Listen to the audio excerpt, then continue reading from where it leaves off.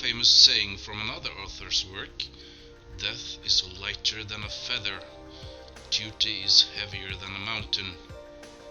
But though that author has already found the embrace of the mother and was welcomed home, it is not of Robert Jordan I shall speak today, but of another favorite writer of mine that recently passed away.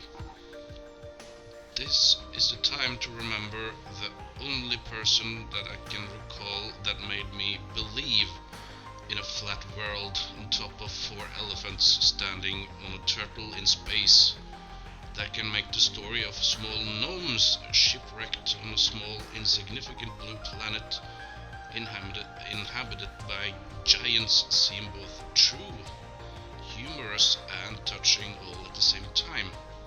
Of a boy that saved mankind, talked with the dead and stopped a bomb. This is the time to remember Terry Pratchett.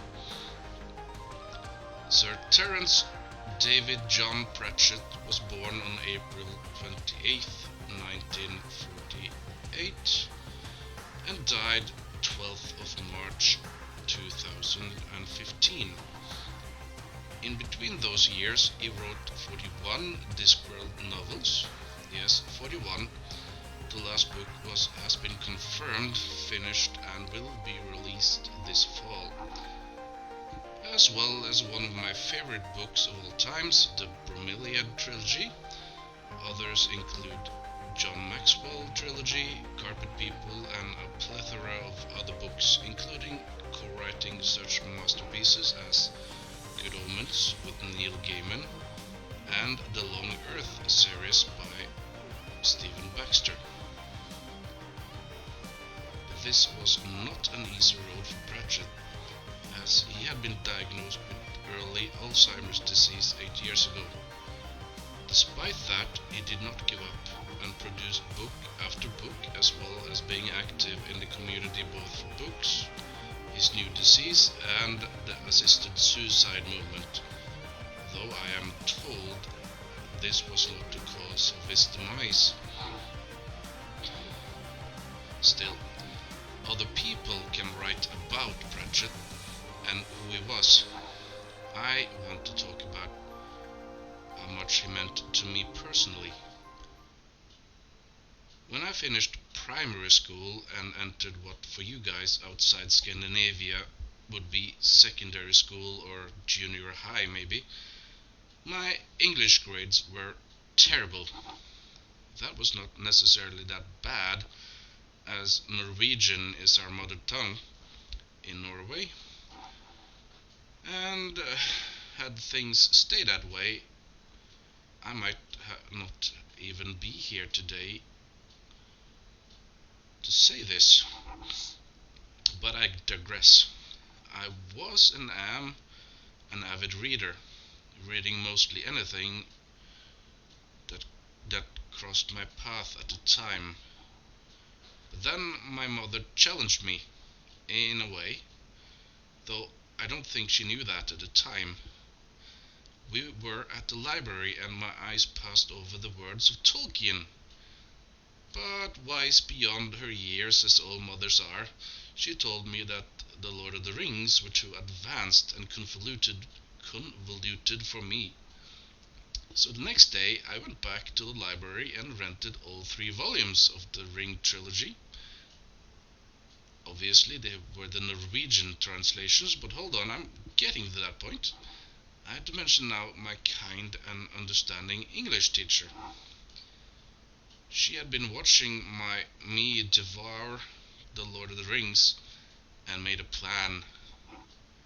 Still not privileged with said plan, I returned to the library to find more books like this marvelous epic by Tolkien.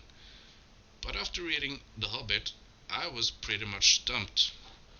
You have to realize that in the 80s and early 90s, the category of fantasy did not exist in Norway, and sci-fi was for nerds and weirdos.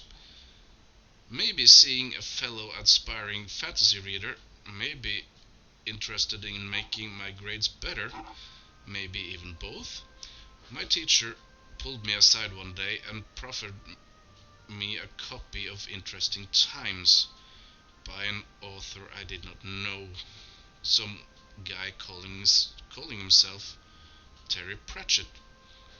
I looked at it. I looked at her.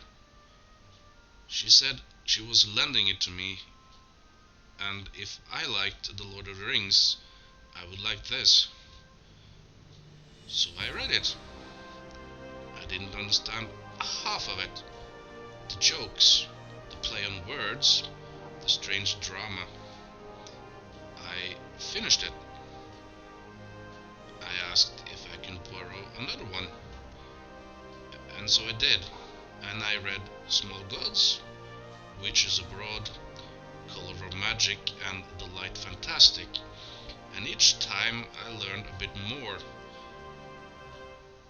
I reread Interesting Times and laughed. I got it! I bought my own first Pratchett novel, Men at Arms, and from then on it just sort of snowballed. Suddenly my English was better than my Norwegian grades.